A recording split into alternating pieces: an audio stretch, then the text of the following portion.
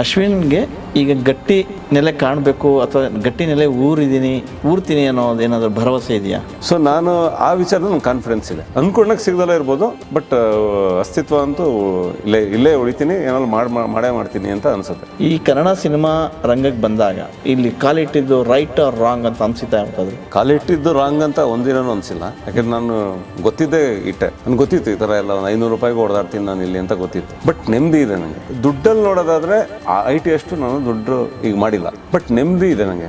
ಇಲ್ಲಿ ಯಾರು ತಾಕತ್ತಿರುತ್ತೆ, ಯಾರಿಗೆ ಅದೃಷ್ಟ ಇರುತ್ತೆ, ಯಾರಿಗೆ ಪರ್ಫಾರ್ಮೆನ್ಸ್ ಮಾಡೋ ಅಂಥ ಯೋಗ ಇರುತ್ತೆ ಅಂಥವ್ರು ಮಾತ್ರ ಇಲ್ಲಿ ಉಳ್ಕೊಳ್ತಾರೆ. ಸೊ ಅಂತಹವರ ಸಾಲಿಗೆ ಈಗ ನಮ್ಮ ಮುಂದೆ ಕೂತಿರೋಂಥ ಒಬ್ಬ ನಟ ಇದ್ದಾರೆ. ಸೊ ಅವರು ಕನ್ನಡ ಇಂಡಸ್ಟ್ರಿಗೆ ಬಂದು ಇನ್ನೇನು ಒಂದು ತಿಂಗಳು 2 ತಿಂಗಳು ಆದರೆ ಅವರು ಬರೋಬ್ಬರಿ ಒಂದು ದಶಕ ಆಗುತ್ತೆ. 10 ವರ್ಷದಲ್ಲಿ 90 ಸಿನಿಮಾಗಳನ್ನು ಮುಗಿಸಿದ್ದಾರೆ. ಇನ್ನೇನು 10 ಸಿನಿಮಾ ಆದರೆ 100 ರೀಚ್ ಆಗ್ತಾರೆ. ಸೊ ಅವರು ಬೇರೆ ಯಾರೂ ಅಲ್ಲ, ನಮ್ಮ ಜೊತೆ ಕೂತಿರೋರು ಅಶ್ವಿನ್ ಹಾಸನ್. ನಮಸ್ಕಾರ ಅಶ್ವಿನ್ ಹಾಸನ್. ನಮಸ್ಕಾರ ಸರ್, ಹೇಗಿದ್ದೀರಿ? ಮಾಮೂಲಿ ಚೆನ್ನಾಗಿದ್ದೀರಾ? ಹೆಂಗೆ ನಡೀತಿದೆ ಜರ್ನಿ ಎಲ್ಲ? ಜರ್ನಿ ವೈಯಕ್ತಿಕವಾಗಿ ಹೋರಾಟ ಇದ್ದೇ ಇದೆ. ಓವರಾಲ್ ಇಂಡಸ್ಟ್ರಿ ಅಂತ ಬಂದಾಗ ಒಂಚೂರು ಅಡೆತಡೆ ಎಲ್ಲ ಬೇಜಾರಾಗುತ್ತೆ, ಅಂದರೆ ಫ್ಯಾಮಿಲಿ ಇದ್ದಂಗೆ. ಬಟ್ ಪರ್ಸನಲಿ ಅದು ಸ್ಯಾಟಿಸ್ಫ್ಯಾಕ್ಷನ್ ಸಿಗೋದೇ ಇಲ್ಲ ಎಂಡವ್ರಿಗೆ. ನಮ್ಮ ಪರ್ಸನಲಿ ನಂಗೆ ಅನ್ಸೋದು, ಒಬ್ಬ ಕಲಾವಿದಂಗೆ ಎಂಡ್ ಅನ್ನೋದಿಲ್ಲ. ಅಂದರೆ ಇನ್ನೇನೋ ಮಾಡ್ರಿ, ಇನ್ನೇನೋ ಬೆಟ್ರ್. ಯಾಕೆಂದರೆ ಯಾರೋ ದೊಡ್ಡವ್ರು ಹೇಳ್ತಿದ್ರು, ಭಟ್ರು ಹೇಳಿದ್ದು ಒಂದು ಸರಿ ಕೇಳಿಸ್ಕೊಂಡಿದ್ದೆ, ಸ್ಟೀವನ್ ಸ್ಟಿಲ್ಸ್ಬರ್ಗ್ಗೆ ಕನ್ನಡ ಇದೆಯೋ ಇಲ್ಲೋ ಗೊತ್ತಿಲ್ಲ, ಅವ್ರದ್ದು ನಮಗೆ ಕಾಂಪಿಟೇಷನ್ ಸಿನಿಮಾ ರಿಲೀಸ್ ಆದರೆ. ನಾವು ಈಗ ಆ್ಯಕ್ಟಿಂಗು ನವರಸ ಅಷ್ಟೇ ಆದರೂ ಕೂಡ ಅಲ್ಲಾರು ಹಾಲಿವುಡ್ ಮಾಡಿ ನಮಗೂ ಈ ಥರದ್ದು ಮಾಡಬೇಕು ಅಂತ ಅನ್ಸುತ್ತೆ. ಬಟ್ ಬರುತ್ತೋ ಇಲ್ಲೋ ಗೊತ್ತಿಲ್ಲ. ಬಟ್ ಪರ್ಸನಲಿ ಅಂದರೆ ಗೋಲ್ ಇಟ್ಕೊಂಡು ಕೆಲಸ ಮಾಡ್ತಾ ಇದ್ದೀನಿ. ಎಸ್, ಅಶ್ವಿನ್ ಅವರು ಹಾಸನದವರು. ಹೌದು ಸರ್. ಅಶ್ವಿನ್ ಜೊತೆಗೆ ಹಾಸನ್. ಓಕೆ, ಹಂಗಾಗಿ ರೆಕಗ್ನೈಸ್ ಮಾಡ್ತಾರೆ. ಹಾಸನ ಈಗ ಸಾಕಷ್ಟು ಸುದ್ದಿಯಲ್ಲಿ ಇರ್ತಕ್ಕಂಥದ್ದು, ಬೇರೆ ಬೇರೆ ವಿಚಾರ. ಸೊ ಅಶ್ವಿನ್ ಹಾಸನ್ ಅಂತಂದರೆ ಕಲೆ ವಿಚಾರದಲ್ಲಿ ನಮ್ಮ ನಟ ಅಂತ ಗುರುತಿಸ್ತಾರೆ. ಈಗ ಎಲ್ಲೇ ಹೋದರೂ ನಿಮ್ಮನ್ನು ಗುರುತಿಸ್ತಾರೆ. ಆ ಮಟ್ಟಕ್ಕೆ ನೀವು ಬೆಳೆದಿದ್ದೀರಿ. ನೀವು ಸಿನಿಮಾ ರಂಗಕ್ಕೆ ಬರೋಕ್ಕಿಂತ ಮೊದಲು IT ಫೀಲ್ಡಲ್ಲಿ ಇದ್ದಂಥವ್ರು. ITಯಿಂದ ಸಿನಿಮಾಗೆ ಬರೋಕ್ಕೆ ಕಾರಣ ಏನು? ಕಾರಣ ಅಂದರೆ ನಾನು ಆ್ಯಕ್ಚುಲಿ ಇಂಜಿನಿಯರಿಂಗ್ ಓದಬೇಕಾದ್ರೆ ನನಗೇನು ಆ್ಯಕ್ಟರ್ ಆಗಬೇಕು ಅಂತ ಇರಲಿಲ್ಲ. ಓಕೆ. 3rd ಸೆಮಿಸ್ಟರ್ ಇಂಜಿನಿಯರಿಂಗಲ್ಲಿ ಈ ಕಲ್ಚರಲ್ ಪ್ರೋಗ್ರಾಮ್ಸ್ಗಳ ಇಂಜಿನಿಯರಿಂಗ್ ಕಾಲೇಜಲ್ಲಾದಾಗ 1-2 ಕಾಂಪಿಟೇಷನ್ ನಾನು ಗೆದ್ದಿದ್ದೆ. ಅಂದರೆ ಓವರಾಲ್ ಟೀಮ್ ಇಡೀ ಬ್ರ್ಯಾಂಚ್ಗೂ ಪಾಯಿಂಟ್ಸ್ ಬರುತ್ತದು. ಓವರಾಲ್ ಚಾಂಪಿಯನ್ಶಿಪ್ ಅಂತ ಕೊಡ್ತಾರೆ ಏನೋ ಬ್ರ್ಯಾಂಚಲ್ಲಿ. ಆವಾಗ ನಮ್ಮ HOD ರಾಜಶೇಖರಯ್ಯ ಅಂತ IP HOD ಅವರು ಇವರೇ ಬೆಟರ್ ಆ್ಯಕ್ಟರ್ ದೆನ್ ಇಂಜಿನಿಯರ್ ಅಂತ ಒಂದು ಮಾತು ಹೇಳಿದರು ಸ್ಟಾಫ್ ರೂಮಿಗೆ ಕರೆದು. ಥ್ಯಾಂಕ್ ಯು ಸರ್ ಅಂದಿದ್ದೆ. ನಿಮ್ಗೆ ಇನ್ನೊಂದು ಆಪ್ಷನ್ ಇದೆ ರೀ ಅಂತ ಅಂದಿದ್ರು. ನಾನು ಅದನ್ನು ಸೀರಿಯಸ್ ಆಗಿ ತೊಗೊಂಡಿರಲಿಲ್ಲ. ಆಮೇಲೆ ಇಲ್ಲಿ ಬಂದು ಟೈಕೋ ಎಲೆಕ್ಟ್ರಾನಿಕ್ಸ್ ಅಂತ ಒಂದು ಜಾಬಿಗೆ ಸೇರಿದೆ. ಅಲ್ಲಿ ನಮ್ಮ ಮಾವ ಇನ್ಫ್ಲೂಯೆನ್ಸ್ ಮಾಡಿ ಊರ ಕಡೆಯವ್ರು ಯಾರು ಸೇರಿಸಿ ಕೊಡಿಸಿದ್ರು. ಅಂದರೆ ನಂದು ಇಂಟರ್ವ್ಯೂ ಕ್ಲಿಯರ್ ಆಗಿತ್ತು, ಬಟ್ ಇನ್ಫ್ಲೂಯೆನ್ಸ್ ಮಾಡಿದರು. ಅಲ್ಲೊಂದು 3 months ಮಾಡಿದಾಗ ಅಲ್ಲಿ ತುಂಬ ನನಗೂ ಅಲ್ಲಿರೋ ಬಾಸ್ಗೂ ತುಂಬ ಇರಿಟೇಟ್ ಆಗೋದು. ಅವರು ಎಲ್ಲರ ಮುಂದೆ ಬೈಯೋರು. ನನ್ನ ತಪ್ಪಿರಲಿಲ್ಲ, ಬಟ್ ಬೈಯೋರು. ಮೇ ಬಿ ಅವ್ರು ಕಲೀಲಿ ಅಂತ ಬೈತಿದ್ರೇನೋ, ಇಂಜಿನಿಯರಿಂಗ್ ಮುಗಿಸ್ ಬಂದಿಯಾನೆ ಅಂತ. ಪ್ರೊಡಕ್ಷನ್ ಸೂಪರ್ವೈಸರ್ ಕೆಲಸ. ಸೊ ಅಲ್ಲೇ ಆಗದಲ್ಲೇ ನಾನು ಅವ್ರಿಗೆ ವಾಪಸ್ ಬೈದಾಗ ಅಷ್ಟೇ ಕಂಪ್ನಿ ಬಿಟ್ಟು ಬಂದೆ. 3 ತಿಂಗಳು. ಆ ಒಂದು 3 ತಿಂಗಳದ್ದು ಒಂದು PF ದುಡ್ಡಿತ್ತು, ಒಂದು 5,000 ರೂಪಾಯಿ ಏನೋ ಬಂದಿತ್ತು. ಅದರಲ್ಲಿ ಆವಾಗ ನನಗೆ ಇಂಜಿನಿಯರಿಂಗ್ ಫೀಲ್ಡೇ ಬೇಡ, ಇದು ಬರೀ ಇಲ್ಲಿ ಅಂದರೆ ನಾನು ಅಂದ್ಕೊಂಡಿದ್ದೆ ಇಂಜಿನಿಯರಿಂಗ್ ಅಂದ ತಕ್ಷಣ ನೀಟಾಗಿರುತ್ತೆ, ಕೂರಿಸ್ತಾರೆ, ಕೆಲಸ ಕೊಡ್ತಾರೆ, ಆ ಥರ ಇತ್ತು. ಅಲ್ಲೂ ಒಂದು ಹೈರಾರ್ಕಿ ಅಂತಿದೆ, ಬಾಸಿಸಮ್ ಇದೆ, ಎಲ್ಲ ಇದೆ. ಸೊ ನನಗನ್ನಿಸ್ತು ನಾನು ಫೋಟೋಶೂಟ್ ಮಾಡಿ ಆ್ಯಕ್ಟ್ ಆಗ್ತೀನಿ ಅಂತ. ಬಟ್ ಆ್ಯಕ್ಟಿಂಗ್ ಅಂತ ಬಂದಾಗ 1-2 ಕಡೆಗೆ ಸೆಲೆಕ್ಟ್ ಆಗಿಬಿಟ್ಟೆ. ಬಟ್ ಡೆಪ್ತ್ ಇಲ್ಲ ನನಗೆ. ಅಂದರೆ ನನಗೆ ಅನ್ನಿಸೋದು ಏನೋ ನನ್ನ ಮಿಸ್ಸಿಂಗ್ ಆಗ್ತಾಯಿದೆ ಆ್ಯಕ್ಟಿಂಗಲ್ಲಿ. ಅಂದರೆ ಬೇರೆಯವ್ರದ್ದೆಲ್ಲ ಆವತ್ತು ಚಿಕ್ಕ ವಯಸ್ಸಿಂದ ಓದ್ಕೊಂಬಂದಿದ್ದೆ ನಾಟಕದ ಹಿನ್ನೆಲೆ. ನನ್ನ ಫೇವ್ರೇಟು ಅನಂತನಾಗ್ ಸಾರು, ಪ್ರಕಾಶ್ ರೈ, ಅಣ್ಣವರು, ವಿಷ್ಣು ಸರ್ ಎಲ್ಲರೂ ಎಲ್ಲ ಥಿಯೇಟ್ರ್ ಬ್ಯಾಕ್ಗ್ರೌಂಡವರೇ ಜಾಸ್ತಿ. ನೀವು ಥಿಯೇಟ್ರು ಮಾಡಬೇಕು ಎಲ್ಲಿ ಮಾಡಬೇಕು ಗೊತ್ತಾಗ್ತಿರ್ಲಿಲ್ಲ, ಯಾಕಂದ್ರೆ ಹಾಸನಲ್ಲಿ ಇರಲಿಲ್ಲ. ಓಕೆ. ಕೊನೆಗೆ ವಿನು ಬಳಂಜ ಅಂತ ಗುರುಗಳು ಅವರು ಕಲಾಗಂಗೋತ್ರಿಗೆ ನಂಬರ್ ಕೊಟ್ಟರು, ರಾಜಾರಾಮ್ ಸರ್. ಅಲ್ಲಿ ಹೋಗಿ ಸೇರಿದೆ. ಅಲ್ಲಿ ಹೋದ್ಮೇಲೆ ಒಂದು ಕ್ಲಾರಿಟಿ ಸಿಕ್ತು. ಅಂದರೆ ಅಲ್ಲಿ ಹೋದಾಗಲೂ ನನ್ನೊಂದು ಕಾಮಿಡಿ ಆಯಿತು. ನನಗೆ ಗೊತ್ತಿಲ್ಲ, ನಾನು ಅವಾಗ ಇನ್ನೂ ಒಂದು 24-25 ವರ್ಷದವನು. ಅದಕ್ಕಿಂತ ಮುಂಚೆ ರಂಗಶಂಕರದ ಹತ್ರ ಎಲ್ಲ ಓಡಾಡ್ತಿದ್ದೆ, ನಾಟಕ ಎಲ್ಲ ಮಾಡಬೇಕು ಹಂಗೆ ಹಿಂಗೆ. ಅವಾಗ ಅಲ್ಲೆಲ್ಲ ಹೀರೋ ಯಂಗ್ಸ್ಟರ್ಸ್ ಅಲ್ಲ ಹೀರೋ ಅಂತ. ಅವರು ಫಸ್ಟ್ ಟೈಮ್ ಹೋದಾಗ ಏನಪ್ಪ ನೀನೇನಪ್ಪ ವಿನೋದ್ ಸರ್ ಕಳಿಸಿರೋದು ಅನ್ನು. ಹ್ಞೂ ಸರ್ ನಾನು ಏನಾಗಬೇಕು ಅಂತಿದ್ದೆ, ಹೀರೋ ಆಗಬೇಕು ಸರ್ ಅಂತ. ಓ ಹೀರೋನ ಬಾ ಅಂತ ಹೇಳಿದ್ರು. ಒಂದು 6 ತಿಂಗಳು ನಾನು ಏನೂ ಮಾಡಲಿಲ್ಲ, ಬರೀ ರಿಹರ್ಸಲ್ ನೋಡ್ಕೊ, SLVಗೆ ಹೋಗು, ಕಾಫಿ ಹೇಳಿದ್ದೀನಿ ತೊಗೊಂಬ. ನಾನು ಖುಷಿಯಾಗಿ ಮಾಡ್ತಿದ್ದೆ, ಯಾಕೆಂದ್ರೆ ಅಲ್ಲಿ ಬಿ ಸುರೇಶ್ ಸರ್, ಮಂಜುನಾಥ್ ಹೆಗಡೆ ಎಲ್ಲ ದೊಡ್ಡ ಆ್ಯಕ್ಟ್ರುಗಳು. ನಮಗೆಲ್ಲ ಟಿ ವಿಲಿ ಎಲ್ಲ ನೋಡಿದ್ರೆ ನಾವು ಇಲ್ಲಿ ಹತ್ರದಿಂದ ನೋಡ್ತೀವಿ ರಿಹರ್ಸಲ್ ಎಲ್ಲ ಹಿಂಗೆ ತಗೋತಾರೆ ಅಂತ. ಆಮೇಲೆ ನಮ್ಮದು IT ಜಾಬಲ್ಲಿ ಇದ್ದಿದ್ದರಿಂದ ಸ್ವಲ್ಪ ಇಂಗ್ಲೀಷ್ದು ನಾವೇನು ಇಂಗ್ಲೀಷ್ ಜಾಸ್ತಿ ಅಲ್ಲಿ ಹೋದ್ಮೇಲೆ ಒಂಚೂರು ಪ್ರಾಕ್ಟೀಸ್ ಆಗ್ಬಿಟ್ಟಿತ್ತು ಎಲ್ಲ. ಅದಕ್ಕೆ ಓಕೆ ಅನ್ನೋದು ಇವೆಲ್ಲ ಮಾಡಿ ಅವರು ಬಿಡ ಇದನ್ನ ಕನ್ನಡ ಪುಸ್ತಕ ಓದು ಅಂತ ಎಲ್ಲ ಬೈಯೋರು. ಮಾಡ್ತಾ ಒಂದು 5 ತಿಂಗಳಾದ್ಮೇಲೆ ಕೇಳಿದೆ, ನಾವಿಬ್ರು ಒಂದು ಸ್ವಲ್ಪ ಅನ್ಯೋನ್ಯತೆ ಬೆಳೆದಿತ್ತು. ಸರ್ ಏನು ಸರ್ ಒಂದು ರೋಲೇ ಕೊಡ್ಲಿಲ್ವಲ್ಲ ಸರ್ ಅಂತ. ನೀನು ಹೇಳಿದ್ಯಲ್ಲ ಹೀರೋ ಆಗ್ತೀನಿ ಅಂತ, ಇಲ್ಲಿ ಹೀರೋ ಮಾಡಲ್ಲ ಕಣ ಇಲ್ಲಿ ಅಂತ. ಅವಾಗ ಅವ್ರು ಹೇಳಿದ್ರು, ನಟ ಇಂಪಾರ್ಟೆಂಟು, ನೀನು ಅಲ್ಲಿ ಹೋದ್ಮೇಲೆ ಹೀರೋನ, ಕಾಮಿಡಿಯನ್ನ, ವಿಲನ್ನು ನಿನ್ನ ಅದು ಈ ಸ್ಕ್ರೀನ್ ಆಯ್ಕೆ ಮಾಡ್ಕೊಳುತ್ತೆ, ನೀನೇ ಡಿಸೈಡ್ ಮಾಡೋಕ್ಕಾಗಲ್ಲ ಅಂತ. ಅವತ್ತು ನಾನು ಫುಲ್ ಕಳಿಸ್ಬಿಟ್ಟೆ. ಅಂದರೆ ಭ್ರಮೆಯಲ್ಲಿದ್ದೆ, ಹೀರೋ ಅನ್ನೋ ಭ್ರಮೆ ತೆಗೆದುಬಿಟ್ರಿ, ಕಲಾವಿದ ಡಿಸೈಡ್. ಇದೇ ತಿಂಗಳಿಗೆ ರಿಯಲೈಸ್ ಆಯಿತು. ಅದ್ರ ಮೇಲೆ ವರ್ಕ್ ಮಾಡ್ತಾ ಆಮೇಲೆ ನನಗನ್ನಿಸ್ತು. ಆಮೇಲೆ ಸರ್ ನಾನು ಹೀಗೆ ಒಂದು ಸ್ವಲ್ಪ ವರ್ಷ ಕೆಲಸ ಮಾಡ್ತೀನಿ ಅಂತ ಅಂದೆ. ಅದು ಅವ್ರಿಗೆ ಹೇಳಿದೆ, ಹಿಂಗೆ ರಿಹರ್ಸಲ್ ಮಾಡು, ನಿನ್ಗೆ ಯಾವಾಗ ಕಾನ್ಫಿಡೆನ್ಸ್ ಬರುತ್ತೆ ಅವಾಗ ನುಗ್ಗು. ಯಾಕೆಂದ್ರೆ ನೀನು ಕಲಾವಿದ ಅಂದಾಗ ಏಜ್ ಇಲ್ಲ, ನೀನು ಅದೇನೋ ಹೀರೋ ಅಂದಾಗ ಸ್ವಲ್ಪ ಏಜ್ ಇದೆ, ಬೇಗ ಹೋಗ್ಬೇಕು ಹೀರೋ ಆದರೆ ಯಂಗ್ಸ್ಟರ್ಸ್ ಅಂತ. ಆವಾಗ ಒಂದು ಪ್ಲ್ಯಾನ್ ಮಾಡಿ ಒಂದು 7-8 ವರ್ಷ ಜಾಬ್ ಮಾಡೋಣ. ಯಾಕೆಂದರೆ ಅಮ್ಮ ಕಷ್ಟಪಟ್ಟು BE ಓದಿಸಿದ್ರು, ಅವ್ರಿಗೂ ಬೇಜಾರು ಮಾಡೋದು ಬೇಡ. ಆಮೇಲೆ ನನಗೂ ಸ್ವಲ್ಪ ಇಂಜಿನಿಯರಿಂಗ್ ನೋಡಬೇಕು.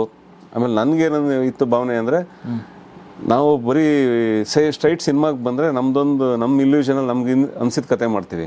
ಬಟ್ ಜನರ ಮಧ್ಯೆ ಇದ್ದಾಗ ಅವ್ರಿಗೆ ಏನು ಕತೆ, ಆಮೇಲೆ ಯಾವ ಥರ ಆ್ಯಕ್ಟಿಂಗ್ ಇಷ್ಟಪಡ್ತಾರೆ ಅಂತ ಗೊತ್ತಾಗ್ತಿರಲ್ಲ ಕಾಮೆಂಟ್ಸು. ಹೌದು.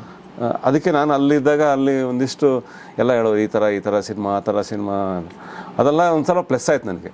ಅಂದರೆ ಆಮೇಲೆ ನಾಲೆಡ್ಜ್ ಮೆಚುರಿಟಿನೂ ಬಂತು ಲೈಫಲ್ಲಿ, ಎಲ್ಲ ಆಯಿತು, ಮದುವೆನೂ ಆಯಿತು. ಆಮೇಲೆ ನಾನು ಫುಲ್ ಟೈಮ್ ಬಂದಿದ್ದೆ. ಅದೇ ಮೊದಲು ಇಂಡಸ್ಟ್ರಿ ಸೇರ್ಬೇಕಂದ್ರೆ ಒಂದು ಏನೋ ಒಂದು ತವಕ ಇರುತ್ತೆ. ಇಂಡಸ್ಟ್ರಿ ಬಂದ ತಕ್ಷಣ ಒಂದು ಸ್ಟಾರ್ಗಳ ಜೊತೆಗೆ ಅವ್ರ ಜೊತೆಗೆ ಇವ್ರ ಜೊತೆ ಮಾಡ್ಬೇಕು ಅನ್ನೋ ಪುಳಕ ಇರುತ್ತೆ. ಅದಾದಮೇಲೆ ವಾಟ್ ನೆಕ್ಸ್ಟ್, ನಾನು ಇಲ್ಲಿ ಏನಾದರೂ ಮಾಡಬೇಕು, ಗಟ್ಟಿನೆಲ್ಲ ಕಾಣಬೇಕು ಅನ್ನೋ ಒಂದು ಆಸೆ ಇರುತ್ತೆ. ಸೊ ಲಾಸ್ಟ್ನೇದು ಹೇಳೋದಾದರೆ, ಅಶ್ವಿನ್ಗೆ ಈಗ ಗಟ್ಟಿ ನೆಲೆ ಕಾಣಬೇಕು ಅಥವಾ ಗಟ್ಟಿ ನೆಲೆ ಊರ್ತೀನಿ ಅನ್ನೋದು ಏನಾದರೂ ಭರವಸೆ ಇದೆಯಾ? ಈಗಿದೆ. ಅಂದರೆ ಫಸ್ಟ್ ಶೂಟಿಂಗ್ ಕರೆದ್ರೆ ಎಕ್ಸೈಟ್ ಆಗ್ತಿದ್ದೆ. ಆಮೇಲೆ ದೊಡ್ಡ ಆ್ಯಕ್ಟ್ರುಗಳು ನೋಡಿದಾಗ ನಾನೇ ಎಕ್ಸೈಟ್ ಆಗ್ಬಿಡೋದು. ಇವ್ರ ಜೊತೆ ಆ್ಯಕ್ಚುಲಿ ಕ್ಯಾರೆಕ್ಟರ್ ಎಕ್ಸೈಟ್ ಆಗಬೇಕು, ನಾನು ಎಕ್ಸೈಟ್ ಆಗ್ಬಿಡ್ತಿದ್ದೆ. ಆಮೇಲೆ ಅವರು ಯಾಕೆ ಟೆನ್ಷನ್ ಮಾಡ್ಕೊಬಿಡಿ, ಆರಾಮಾಗಿ ಮಾಡಿ ಅಂದಾಗ ಓಕೆ ನಾನು ಒಬ್ಬ ಆ್ಯಕ್ಟ್ರು ಅಂತ. ಅದೇನಂದರೆ ಇನಿಷಿಯಲ್ ಡೇಸ್ ಅಂದರೆ ಒಂಥರ ಜೋಶಲ್ಲಿ. ಆಮೇಲೆ ಅನಿಸಿದ್ದು ಓಕೆ ನಾವು ಇದು ಲಾಂಗ್ ಟರ್ಮಲ್ಲಿ ಮೆಚುರಿಟಿ ಬೇಕು, ಪಾತ್ರ ಆಳಕ್ಕೆ ಹೋಗಬೇಕು, ಅರ್ಥ ಮಾಡ್ಕೋಬೇಕು. ಅದು ಬೇಗ ಗೊತ್ತಾಗೋಯ್ತು ನನಗೆ. ಅದು ಹೋಗ್ತಾ ನನಗೆ ಅನಿಸೋ ಪಾತ್ರಗಳು. ಆಮೇಲೆ ತುಂಬ ಇದು ಹೋಮ್ವರ್ಕ್ ಇದೆ, ಅಂದರೆ ಎಲ್ಲ ಒಂಥರ ಆ್ಯಕ್ಟ್ರು ಆರಾಮಾಗಿ ಅಂತ. ಈಗ ಆಲ್ಮೋಸ್ಟ್ ನಾನು ದಿನಕ್ಕೊಂದು ಸಿನಿಮಾ ನೋಡ್ತೀನಿ. ಆಮೇಲೆ ಕೆಲವು ದೊಡ್ಡವ್ರದ್ದು ಇಂಟರ್ವ್ಯೂಸ್ ನೋಡಬೇಕು. ಆಮೇಲೆ ನನಗೆ ಒಂದು ಅನಿಸಿದ್ದು, ತುಂಬ ನಮ್ಗೆ ಥಿಯೇಟ್ರ್ ಹೇಳ್ಕೊಟ್ಟಿದ್ರು. ಈಗ ಒಂದು 14ನೇ ಇಸ್ವಿಯಿಂದ ಅಷ್ಟು ಥಿಯೇಟ್ರ್ ಮಾಡ್ತಿಲ್ಲ, ಯಾಕೆಂದರೆ ಈ ಆ್ಯಕ್ಟಿಂಗ್ ಬಂದಾಗ ಅದು ಟೈಮ್ ಸ್ಕೆಡ್ಯೂಲ್ ಮ್ಯಾಚ್ ಆಗಲ್ಲ ಅಂತ. ಅವರು ಹೇಳಿದ್ದು, ನೀನು ನಮ್ಗೆ ಗುರುಗಳು ಹೇಳಿದ್ದು, ವರ್ಲ್ಡ್ ಇಡೀ ಪ್ರಪಂಚನೇ ಒಂದು ಥಿಯೇಟ್ರ್. ಇಲ್ಲಿ ಅಷ್ಟು ನಾವೇನೋ ನಾಟಕ ಮಾಡಲ್ಲ, ಜನ ನಾಟಕ ಮಾಡೋಷ್ಟು. ನೀನು ಅಲ್ಲೇ ಕಲಿಯೋದಿರುತ್ತೆ. ನೀನು ಎಲ್ಲಿವರೆಗೆ ಜನರ ಮಧ್ಯ ಹೋಗ್ತಿರ್ತೀಯ, ನಿನ್ನ ನಟನೆ ಉಳಿದಿರುತ್ತೆ. ನೀನು ಯಾವಾಗ ಐಸೋಲೇಟ್ ಆಗಿ ನಾನೊಬ್ಬ ಆ್ಯಕ್ಟ್ರು ಎಲ್ಲೂ ಸೇರಲ್ಲ, ನನ್ನದೇ ಸ್ಪೆಷಲ್ ಝೋನು ಅಂತ, ಅವತ್ತು ನಿನ್ನ ನಟನೆ ಡೌನ್ ಆಗೋ ಚಾನ್ಸಸ್ ಇದೆ ಅಂತ ಅಂದಿದ್ರು. ಬಟ್ ನಾನು ಅದನ್ನು ಡೆಲಿಬರೇಟಾಗಿ ಎಷ್ಟು ಸಿಂಪಲ್ ನನಗೆ ಥಿಯೇಟ್ರ್ ಕಲಿಸಿದೆ ಅದು. ಅಂದರೆ ಹಂಬಲ್ ಆಗಿರಬೇಕು. ನಮಗೂ ಗೊತ್ತಿಲ್ಲದೇನೋ ಒಂದು ಸ್ವಲ್ಪ ಕೋಡ್ಗಿಡ್ ಬಂದ್ಬಿಡ್ತಿತ್ತೇನೋ. ನನಗೆಲ್ಲ ಕಟ್ ಮಾಡೇ ಕಳಿಸಿದ್ರು. ಅಂದರೆ ಥಿಯೇಟ್ರ್ ಎಲ್ಲ ಕಲಿಸಿತ್ತು. ಯಾಕೆ ನಾವೆಲ್ಲ ಕೆಲಸನೂ ಮಾಡಿಸೋರಲ್ಲಿ. ಅದು ನನಗೇನು ಅನ್ನಿಸ್ತು ಅಂದರೆ, ನಾನೀಗ ಒಂದು ತರಕಾರಿ ತರಕ್ಕೆ ಹೋದರೆ ಇದಕ್ಕೆ ಅಂದರೆ ನನಗೆ ಈಗ ನಾನು ಮಾಡಿದ ಪಾತ್ರ ನಾನೇ ವಿಶ್ಲೇಷಣೆ ಮಾಡ್ತಿರ್ತೀನಿ. ಇನ್ನೂ ಎಷ್ಟು ಬೆಟ್ರ್ ಮಾಡ್ಬೋದಿತ್ತು, ಜನಕ್ಕೆ ಎಷ್ಟು ಹತ್ರ ಹೋಗ್ಬೋದಿತ್ತು. ಆ ಥರ ಯೋಚನೆ ಬಂದಾಗ ನನಗೊಂದ್ಸರಿ ಭಯ ಆಗುತ್ತೆ. ಯಾವುದೋ ಒಂದು ಥಿಯೇಟ್ರ್ ಹೊಡೆದಾಗ್ತೀಯಾರಂತೆ ಸಿಂಗಲ್ ಸ್ಕ್ರೀನ್. ಈಗ ಹಾಸನದಲ್ಲಿ 9 ಥಿಯೇಟ್ರ್ ಇತ್ತು ನಾನು ಇಂಜಿನಿಯರಿಂಗ್ ಮುಗಿಸಿದಾಗ, ಈಗ 5ಕ್ಕೆ ಬಂದಿದೆ. ಓಕೆ. ಸೊ ಭಯ ಆಗುತ್ತೆ, ಏನು ಥಿಯೇಟ್ರ್ಗಳು ಹೋಗ್ತೀವಿ, ನಾವು ಎಲ್ಲ ಆ್ಯಕ್ಟ್ ಮಾಡೋದು, ಯಾರು ಪ್ರೊಡ್ಯೂಸರ್ ಬರ್ತಾರೆ, ಆಮೇಲೆ ಈಗ ಯಾವುದೋ ಕನ್ನಡ ಬಿಸ್ನೆಸ್ ಆಗಲ್ಲ, OTT ಆಗಲ್ಲ ಅಂದಾಗ ಯಾರು ಅಂತ. ಬಟ್ ಬರ್ತಾರೆ. ಅಂದರೆ ಯಾರೋ ಒಬ್ಬಂಗೆ ಅನಿಸುತ್ತೆ, ಇವ್ರು ಮಾಡ್ತಿರೋ ಸರಿಗಿಲ್ಲ, ನಾನು ಕರೆಕ್ಟಾಗಿ ಮಾಡ್ತೀನಿ ಅಂತ ಬರ್ತಾನೆ. ಅವನು ನಾವು ಸಿಗಾಕೋತೀವಿ. ಬಟ್ ನನಗೆ ಮೊನ್ನೆ ಒಬ್ಬರು ಕೋ-ಡೈರೆಕ್ಟರ್ ಹೇಳಿದ್ದು, ಸರ್ ನಿಮಗೆಲ್ಲ ಚಾನ್ಸೇ ಇಲ್ಲ, ನಿಮ್ಗೆ ಚಾನ್ಸ್ ಕಳ್ಕೊಳ್ಳೋಕೆ ಚಾನ್ಸೇ ಇಲ್ಲ, ಯಾಕೆಂದರೆ ಕರೆಕ್ಟ್ ಕೆಲಸ ಮಾಡ್ತಿದ್ದೀರಾ, ಒಂದು ದೊಡ್ಡ ಹಿಟ್ಟು, ಅದು ಇಂಡಸ್ಟ್ರಿ ರೈಟ್ ಟೈಮ್ ಬಂದಾಗ ನೀವೆಲ್ಲ ಇನ್ನೂ ಪೀಕಿಗೆ ಕೊಟ್ಟೋಗ್ತೀರಾ, ನೀವು ರೈಟ್ ಟ್ರ್ಯಾಕಲ್ಲಿದ್ದೀರಾ ಅಂದರೆ ನೋಡೋ ರೀತಿ ಇದು. ಸೊ ನಾನು ಆ ವಿಚಾರದಲ್ಲಿ ನಂಗೆ ಕಾನ್ಫಿಡೆನ್ಸ್ ಇದೆ. ಸೊ ಹಂಗಾಗಿ ಗಟ್ಟಿನಲ್ಲೇ ಕಾಣ್ತೀನಿ. ಬಟ್ ನನಗೆ ಒಂದೇ ಒಂದು ಭಯ ಇರೋದು ಅಂದರೆ ಇನ್ವೆಸ್ಟರ್ಸ್ ಕಮ್ಮಿ ಆಗಬಾರ್ದು. ಓಕೆ. ಯಾಕೆಂದರೆ ನಮ್ಮ ಫ್ಯಾಮಿಲಿ ಬ್ಯಾಕ್ಗ್ರೌಂಡ್ ಎಲ್ಲ ತೀರಾ ಲೋಯರ್ ಮಿಡ್ಲ್ ಕ್ಲಾಸಿಂದ ಬಂದವರು. ನನಗೆ ಕೆಲವರು ಹೇಳ್ತಾರೆ ನೀನೇ ಇನ್ವೆಸ್ಟರ್ಸ್ ಹುಡುಕಿ ಮಾಡುವಂಥ. ಫ್ರೆಂಡ್ ಸರ್ಕಲ್ಲೇ ಇಲ್ಲ ನನಗೆ, ನಾನು ಎಲ್ಲಿ ಹುಡುಕ್ಲಿ? ಈಗ ನನ್ನ ಫ್ರೆಂಡ್ಸ್ ಇರೋದೆಲ್ಲಿ ಮಾಮೂಲಿ ಅವನು ಟೀ ಕುಡಿಬೋದು. ಈ ಕೆಲವರು ಪಬ್ಬು ಬಾರು ಆ ಥರ ಕಾಲೇಜ್ ಡೇಸಲ್ಲೇ ಖರ್ಚು ನಮ್ಗೆ ಇಲ್ಲವೇ. ನಾನು ಸೈಕಲಲ್ಲಿ ಹೋಗ್ತಿದ್ದೆ ಇಂಜಿನಿಯರಿಂಗ್ಗೆ. ಸೊ ನನಗೆ ಫ್ರೆಂಡ್ ಸರ್ಕಲ್ ಇರೋದಲ್ಲಿ ಹಾಸನಕ್ಕೆ ಬಂದಿಂದ ಅವರು ಎಲ್ಲ ಬೆಂಗಳೂರಿಗೆ ಬಂದಿದ್ದಾರೆ, ಒಂದು ಫ್ಲ್ಯಾಟ್ ತೊಗೊಂಡಿದ್ದಾರೆ, ಊರಲ್ಲಿ ತೋಟಕ್ಕೆ ಪಂಪ್ ಹಾಕ್ಸಿದ್ದಾರೆ, ಒಂದು ಫೆನ್ಸಿಂಗ್ ಹಾಕ್ಸಿದ್ದಾರೆ, ಇಲ್ಲೊಂದು 2 ಎಕರೆ ಜನ ತೊಗೊಂಡಿದ್ದಾರೆ, ಅಲ್ಲೊಂದು ಊರಲ್ಲಿ ಒಂದು ಮನೆ ಕಟ್ಟಿಸ್ಕೊಟ್ಟಿದ್ದಾರೆ, ಕಾರ್ ತೊಗೊಂಡಿದ್ದಾನೆ, ಕಾರಲ್ಲಿ ಓಡಾಡ್ತಾನೆ. ಈ ಥರ ಫ್ರೆಂಡ್ಸೇ ಇರೋದು ನನಗೆ. ಓಕೆ. ಸೊ ನನಗೆ ಪ್ರೊಡ್ಯೂಸರ್ ಗೊತ್ತಿಲ್ಲ, ಅದು ಆ ವಿಚಾರದಲ್ಲಿ ಭಯ ಆಗುತ್ತೆ. ಪ್ರೊಡ್ಯೂಸೇ ಮಾಡಲಿಲ್ಲ ಅಂದರೆ, ಒಂದು ಫೈಂಡ್ ಯಾರು ಬರಲೇ ಇಲ್ಲ ಅಂದರೆ ವಾಟ್ ನೆಕ್ಸ್ಟ್ ಅಂತ. ಬಟ್ ಅಲ್ಲೂ ಒಂದು ಹೋಪ್ಸ್ ಇರುತ್ತೆ. ಮೇ ಬಿ ಈ ಕಾರ್ಪೊರೇಟ್ ಬರ್ತಿರೋದ್ರಿಂದ ಯಾರೋ ಬಾಂಬೆ ಕಂಪ್ನಿ ಇಲ್ಲಿ ಬಂದು ಕನ್ನಡ ಆ್ಯಕ್ಟ್ರನ್ನ ಹಾಕೊಂಡು ಮಾಡೋ ಅನಿಸುತ್ತೆ, ಅವಕಾಶ ಸಿಗ್ಬೋದು ಅಂತ. ಆ ಥರ ಭಯ ಇದೆ ನನಗೆ. ಅದು ಬಿಟ್ಟರೆ ಚಾನ್ಸು ಸಿಗುತ್ತೆ, ಅಂದ್ಕೊಂಡಾಗ ಸಿಗದಲ್ಲೇ ಇರ್ಬೋದು. ಬಟ್ ಅಸ್ತಿತ್ವ ಅಂತೂ ಇಲ್ಲೇ ಉಳಿತೀನಿ, ಏನಾದ್ರು ಮಾಡೇ ಮಾಡ್ತೀನಿ ಅಂತ ಅನಿಸುತ್ತೆ. ಸೊ ಅದೇ ಕಾರಣಕ್ಕೆ ನೀವು ಅಬ್ರಾಡಲ್ಲಿ ಫ್ರಾನ್ಸಲ್ಲಿ ಇದ್ರಿ ಬಹುಶಃ ಆ ಕಂಪ್ನಿಯಲ್ಲಿ. ಸೊ ಅಲ್ಲಿಂದ ಬಿಟ್ಟು ಬಂದ್ರಿ. ಸೊ ಹಾಗಾಗಿ ಆ ಒಂದು ಓವರ್ ಕಾನ್ಫಿಡೆನ್ಸ್ ಅನ್ನೋಕ್ಕಿಂತ ಕಾನ್ಫಿಡೆನ್ಸ್ ಅಂತೂ ಇದೆ ಅಲ್ವಾ? ಓಕೆ. IT ಫೀಲ್ಡಲ್ಲಿ ಇದ್ದಾಗ ನಿಮಗೆ ಕೈ ತುಂಬ ಸಂಬಳ ಬರ್ತಾ ಇತ್ತು, ಲೈಫ್ನ ತುಂಬ ಚೆನ್ನಾಗಿ ಲೀಡ್ ಮಾಡ್ತಾ ಇದ್ರಿ. ಸೊ ಅಲ್ಲಿಂದ ಸಿನಿಮಾ ಫೀಲ್ಡಿಗೆ ಬಂದ್ರಿ. ಸಿನಿಮಾದ ಏರಿಳಿತ ನಿಮಗೆ ಗೊತ್ತಿದೆ, ಅದರ ನಾಡಿ ಮಿಡಿತನ ಹರಿತಿದ್ದೀರಿ. ಎಷ್ಟು ಕಷ್ಟ ಅನ್ನೋದು ಗೊತ್ತು. ಒಬ್ಬ ಆರ್ಟಿಸ್ಟಿಗೂ ಕಷ್ಟ, ಒಬ್ಬ ಲೈಟ್ ಬಾಯ್ಗೂ ಕಷ್ಟ, ಹೌದು ಅಲ್ವಾ?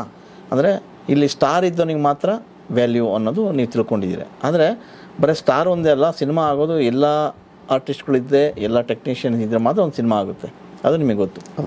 ಆದರೆ ಈ ಕನ್ನಡ ಸಿನಿಮಾ ರಂಗಕ್ಕೆ ಬಂದಾಗ, ನೀವು IT ಫೀಲ್ಡಲ್ಲಿದ್ದಾಗ ಎರಡಕ್ಕೂ ನೀವು ಕಂಪೇರ್ ಮಾಡಿದ್ರೆ ದಿ ಬೆಸ್ಟ್ ಅನ್ನೋದು ಯಾವುದು? ಅಂದರೆ ಅದು ಚೆನ್ನಾಗಿತ್ತಪ್ಪ, ಸಂಬಳ ಬರ್ತಾ ಇತ್ತು, ಇಲ್ಲಿ ಕೆಲಸ ಸಿಗ್ತಾ ಇಲ್ಲ, ಸಂಭಾವನೆ ಸರಿಯಾಗಿ ಸಿಗ್ತಿಲ್ಲ, ನಾನು ಇಲ್ಲಿ ಕಾಲಿಟ್ಟಿದ್ದು ರೈಟ್ ಆರ್ ರಾಂಗ್ ಅಂತ ಅನಿಸುತ್ತಾ ಯಾವತ್ತಾದರೂ? ಕಾಲಿಟ್ಟಿದ್ದು ರಾಂಗ್ ಅಂತ ಒಂದಿನೂ ಅನಿಸಿಲ್ಲ. ಯಾಕೆಂದ್ರೆ ನಾನು ಗೊತ್ತಿದ್ದೇ ಇಟ್ಟೆ, ನನಗೆ ಗೊತ್ತಿತ್ತು ಈ ಥರ ಎಲ್ಲ ಒಂದು 500 ರೂಪಾಯಿಗೆ ಹೊಡೆದಾಡ್ತೀನಿ ನಾನು ಇಲ್ಲಿ ಅಂತ ಗೊತ್ತಿತ್ತು. ಬಟ್ ನೆಮ್ಮದಿ ಇದೆ ನನಗೆ. ಓಕೆ. ಅಂದರೆ ನನಗೂ ನೆಮ್ಮದಿ ಇದೆ, ಈಗ ನನ್ನ ಸುತ್ತ ಇರೋರಿಗೆ ಈಗ ನೆಮ್ಮದಿ ಇಲ್ಲದಿರ್ಬೋದು. ಅಂದರೆ ಅವ್ರು ಏನಾಗುತ್ತೆ, ಈ ಸೊಸೈಟಿ ಮೆಟೀರಿಯಲಿಸ್ಟಿಕ್ ಆಗಿ ನೋಡ್ತಿರುತ್ತೆ. ನಾನು ಯಾರೋ ಒಬ್ಬ ಇಂಜಿನಿಯರಿಂಗ್ ಫೇಲ್ ಆದವನು ಇವತ್ತು IT ಮ್ಯಾನೇಜರ್ ಆಗಿರ್ತಾನೆ. ಆ ಫೇಲ್ ಆದರೂ ಕೂಡ ಒಂದು ಐದು ಕಂಪ್ನಿ ಚೇಂಜ್ ಮಾಡೋದು ಎಕ್ಸ್ಪೀರಿಯನ್ಸ್ ಅದು ಒಳ್ಳೆ ಸಂಬಳ ಕೊಟ್ಬಿಡ್ತಾರೆ. ಅವಾಗ ರೆಕಾರ್ಡ್ಸ್ ಬರೋದೇ ಇಲ್ಲ ಒಂದು ಫೇಲ್ ಆಗಿದ್ದಾನೆ ಅಂತ. ಓಕೆ. ಬಟ್ ಇಲ್ಲಿ ನನಗೆ ಏನು ಖುಷಿಯಾಗಿದ್ದು ಅಂದರೆ, ನಾನು ಒಂದು ದಿನಾನೂ ಈಗ ಕಳ್ಗಣಿಸೋಂಗೆ ಇಲ್ಲ. ಯಾಕೆಂದರೆ ಇದು ಸ್ಕ್ರೀನಲ್ಲಿ ಬಂದ್ಬಿಡುತ್ತೆ, ಅಲ್ಲಿ ಜನ ಜಡ್ಜ್ ಮಾಡ್ತಾರೆ. ಈಗ ನಂದು 1000 ಸಮಸ್ಯೆ ಇರ್ಬೋದು. ಈಗ ನಾನು ಡೈರೆಕ್ಟರ್ ಆ್ಯಕ್ಷನ್ ಅಂದಾಗ ನಾನು ಅವ್ರು ಅಂದ್ಕೊಂಡಿದ್ದು ಮಾಡಲೇಬೇಕು, ಇಲ್ಲ ಬೆಟ್ರ್ ಮಾಡಲೇಬೇಕು. ನನಗೆ ಅದು ಇಷ್ಟ ಆಗ್ತಿತ್ತು. ಅಲ್ಲಿ ಹಿಂಗೆ ಅಂದರೆ ಒಂದು ಕಂಪ್ನಿ ಒಂದು 20 ವರ್ಷ ಇದ್ದರೆ ಒಂದು ಏನೋ ಒಂದು ನಡ್ಕೊಂಡು ಹೋಗುತ್ತೆ. ಸುಮ್ಮನೆ ಒಂದು ಸ್ವಲ್ಪ ಕೆಲಸ ಮಾಡಿ ಎಕ್ಸ್ಪೀರಿಯನ್ಸ್ ಮೇಲೆ ಸ್ಯಾಲ್ರಿ IT ಆಗ್ತಿರುತ್ತೆ. ಅಷ್ಟೊಂದು ಏನು ಪ್ರೆಷರ್ ಇರಲ್ಲ, ಯಾಕೆಂದರೆ ಕಂಪ್ನೀಸ್ಗಳು ತುಂಬ ಇದೆ. ಇಲ್ಲಿ ಆಗೋ ಒಂದು 200-150 ಸಿನಿಮಾದಲ್ಲಿ ನನಗೆ ಒಳ್ಳೆ ರೋಲ್ ಸಿಗಬೇಕು ಅಂದಾಗ ಕಾಂಪಿಟೇಷನ್ ಜಾಸ್ತಿ. ನನಗೆ ಆ ಚಾಲೆಂಜ್ ಇಷ್ಟ ಆಯಿತು. ಜೀವನ ಅಂತ ಬಂದಾಗ ಪ್ರಾಕ್ಟಿಕಲಿ ಕಷ್ಟ. ಬಟ್ ನನಗೆ ಏನಂದರೆ ಅದೇ ಟಾಸ್ಕು, ನೋಡೇ ಬಿಡೋಣ ಅದೇನಾಗುತ್ತೆ ಅಂತ. ಅಂದರೆ ನಾನು ಕಲ್ತಿದ್ದೀನೋ ಇಲ್ವೋ ಅನ್ನೋದು. ಬಟ್ ಅದು ಎಷ್ಟು ಕೆಲಸ ಮಾಡಿಸ್ತಾ ಇದೆ ಅಂದರೆ ಈಗ ಗೊತ್ತಾಗ್ತಿದೆ ನನಗೆ. ಅಂದರೆ ಆ್ಯಕ್ಚುಲಿ ನಾನು ಈಗ ಒಬ್ಬ ಆ್ಯಕ್ಟ್ರು ಈಗ ಎಕ್ಸಸೈಸ್ ಮಾಡೋದಿರ್ಬೋದು, ಅಥವಾ ಸಿನಿಮಾ ನೋಡೋದಿರ್ಬೋದು, ಅಥವಾ ಈ ಕೆಲವು ವರ್ಕ್ಶಾಪ್ಸ್ಗಳು ನೋಡೋದಿರ್ಬೋದು, ಆನ್ಲೈನ್ ಎಲ್ಲ ಮಾಡ್ತಿರ್ತೀನಿ. ಅಂದರೆ ನನ್ನ ವೈಫಿಗೆ ಗೊತ್ತು, ಅಂದರೆ ಪ್ರಿಪ್ರೇಷನ್ ಹಿಂದ್ಗಡೆ ಎಷ್ಟಿದೆ ಇವನಿಗೆ ಅಂತ. ಈಗ ನಮ್ಮೂರಲ್ಲಿರೋ ನಮ್ಮ ಅಪ್ಪ ಅಮ್ಮಗೆ ಗೊತ್ತಿಲ್ಲ. ಅವ್ರಿಗೆ ರಿಲೀಸ್ ಆಗಲಿಲ್ಲ ಅಂದರೆ ಇವ್ನು ಕೆಲಸ ಮಾಡ್ತಿಲ್ಲ ಅಂತ. ಕೆಲಸ ಮಾಡಲಿಲ್ಲ ಅಂದಾಗಲೂ ನಾನು ಕೆಲಸ ಬ್ಯಾಕ್ಗ್ರೌಂಡಲ್ಲಿ ಮಾಡ್ತಾ ಇದ್ದೀನಿ. ಆ ಥರ ಇದೆ. ಬಟ್ ಇಲ್ಲಿ ದುಡ್ಡಲ್ಲಿ ನೋಡೋದಾದರೆ IT ಅಷ್ಟು ನಾನು ದುಡ್ಡು ಈಗ ಮಾಡಿಲ್ಲ.